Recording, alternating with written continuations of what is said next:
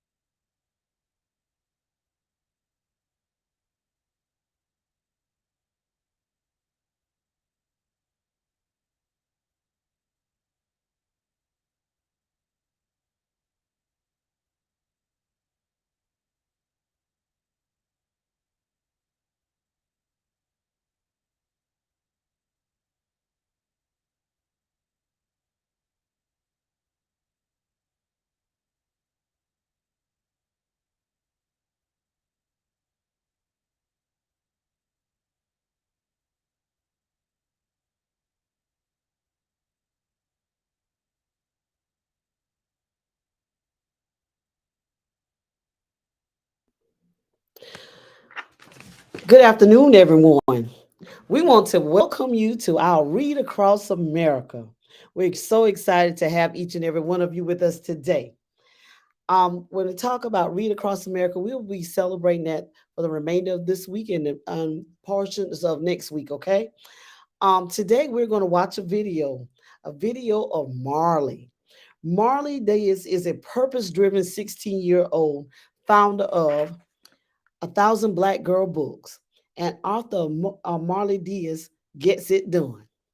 She has also served as a Read Across America ambassador. Marley is here to take and to kick off our 2023 DCVA Read Across America celebration. So,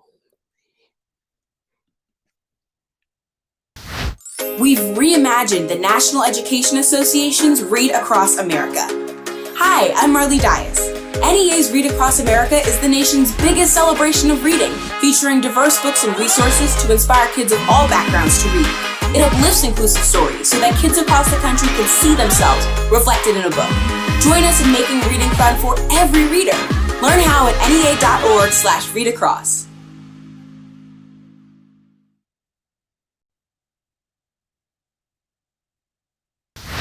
We've reimagined the National Education Association. all right, we would like to thank Marley Diaz for introducing us to Read Across America 2023.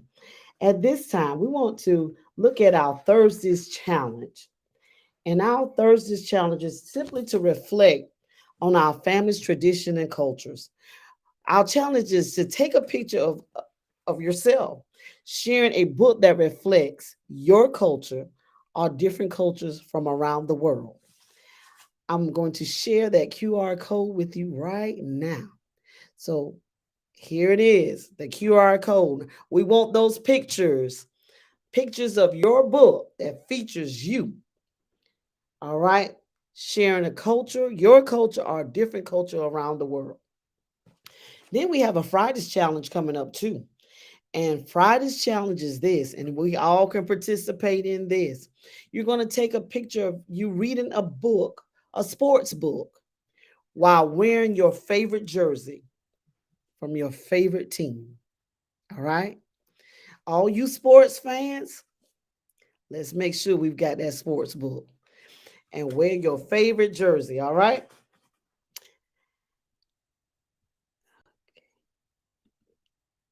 At this time, we have our speaker with us today. Her name is Erin Fields, and she's from Google. Yes, she is. She is here to again spend some quality reading time with us. Please give her a big DCVA welcome. Woo! Hey guys, thanks for having me. I'm excited to be here with you guys. All right, so do you guys want me to go ahead and just jump on into the book here? All right, I'm going to go ahead and get started. So I chose this book because it was actually written by a group of Google engineers. And I realized today that I am reading to middle schoolers, so this might be a little young for you, but it's a universal message, and I will spare you all the fun voices and sound effects that I would have done for the younger kids.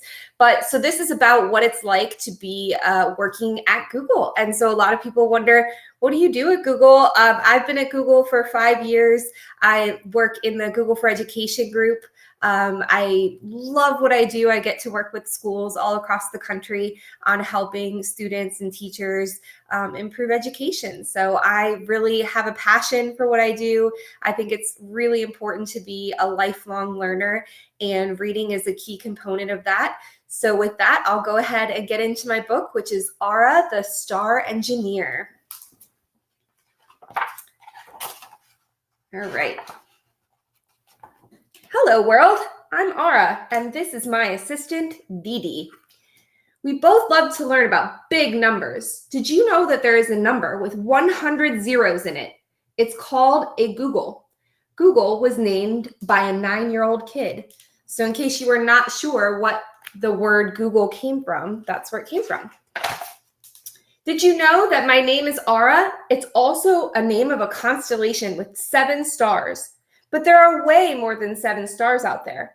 I wonder how many? A zillion? A gazillion? A Google? Let's find out.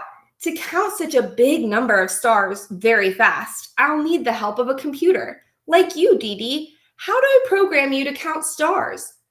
Of course, Dee Dee was invented by an engineer of superheroes at Innovation Plex. I bet they would love to help us. Okay, Dee Dee, let's go to the Plex. This is what it looks like on our campus in California.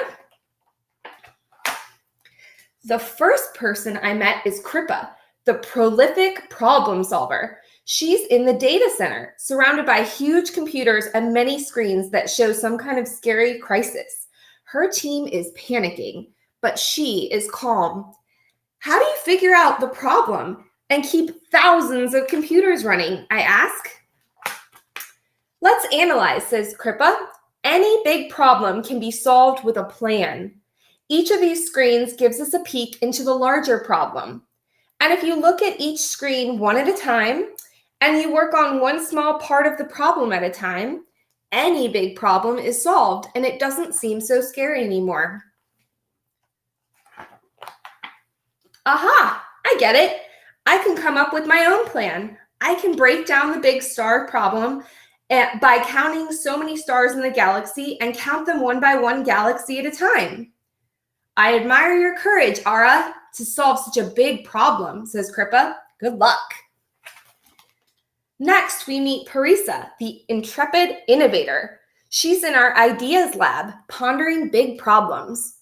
What makes you an innovator? I quiz her excitedly. Parisa smiles. I create new solutions that make computers solve big problems. Great. I have a plan for counting stars, but I have so many questions. Let's brainstorm, said Parisa. You can start by writing an algorithm. An algorithm? That's a big word. Parisa hands me a cupcake. It's just a fancy name for a recipe. Like a recipe, an algorithm is a set of step-by-step instructions to get something done.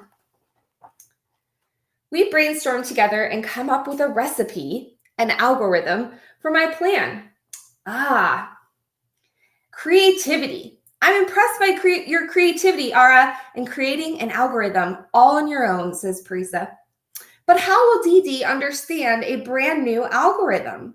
Dee Dee has only been programmed to do easy tasks. Parisa smiles. For that, you need to turn your algorithm into code. Next, we meet Diane, the code commander. She's in our coding pods, directing a fleet of computers. Can you actually command computers? I ask her curiously. I sure can, Diane says, by writing code. Just as people speak and write in different languages, we use coding languages to communicate with computers. That's what I need to do, I said. I have an algorithm, and now I need to code it. Let's program, says Diane. We jump into the coding basics. It's tricky, but fun. Aha! At last, we have a robust code to communicate my algorithm to Dee Dee. I love your eagerness to code, Ara, says Diane. This gives you the power to communicate with any computer. I feel proud. And now I'm ready to count the stars. Okay, Dee Dee, let's launch. Ready, set, go. Dee Dee starts to count. It displays a number, but stops.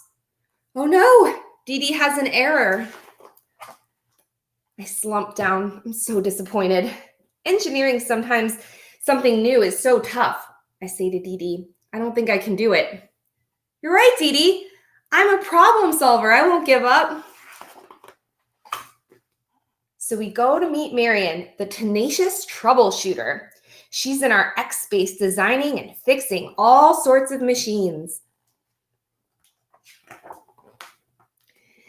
Dee Dee has an error and can't count enough stars. Can you help us? I ask her hopefully. Absolutely, answers Marion. Let's improve Dee Dee. She takes a closer look. It looks like Dee Dee needs more computing power. She hands me a processor and a memory chip. Aha! Together, we successfully troubleshoot Dee Dee. I really like your spirit of collaboration, Ara, Marion proclaims. Working as a team with so many engineers has helped you fix problems faster. Okay, Dee Dee, let's launch version 2. We are now ready to count the stars. Ready, set, go. Whoa, what a huge number of stars. Even more than a Google. Success. Just as all the engineers cheer us, I share another discovery with everyone. I know an amazing algorithm to solve any problem. Courage, creativity, code, and collaboration. Right, Dee Dee? And then this is just a story about all the real engineers that helped write this book. And that is the end of Ara the Store Engineer. Any questions?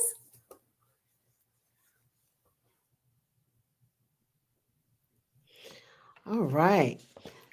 Thank you so much, Erin. At this time, we're going to ask our scholars to share one thing in the chat that stood out to them today. One of the things that stood out to me was that you had to be a problem solver in order to do coding. She tried one time, and then guess what? When she discovered that there was an error, she had to find someone else that could help her. Also, I thought it was quite interesting that I believe she said that Google was named from a 9-year-old child. Am I correct? Yep. Wow. Yep. Wow. 9-year-old. All right. All right. Let's put those statements in the chat.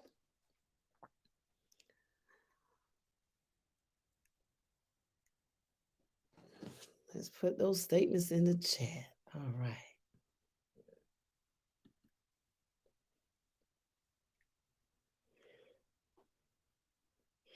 Scholars, share one thing in the chat that stood out to you from today's reading.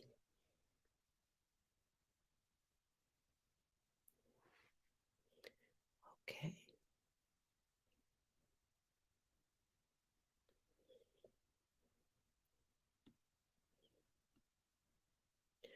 All right. We want to thank Ms. Fields for joining us today, and that you all, to our participants who have tuned in from all over. Teachers, don't forget to post your class picture into the Google album, and scholars, make sure you upload your photo of today's challenge in the Padlet album. All right, keep in mind today's challenge is for you to take a picture of yourself reading a book from a different culture, or about a different culture, or perhaps one that reflects your culture. And I'm going to share that QR code one more time. That's the QR code that we're going to be using. All right, we look forward to each one of you sharing your pictures. All right, and tomorrow's challenge is the sports book with your favorite jersey. All right. Thank you again for your participation. Thank you, Ms. Fields, for taking the time out of your schedule to be with us on today. And trust me, I have learned something new. I can now challenge somebody to ask them, where did the name Google come from and how old was the person? All right. And not only that, this is a book that encourages our scholars to persevere no matter what. Thank each and every one of you again for your time. Thank you, guys. Good luck. Bye. All right. Bye-bye.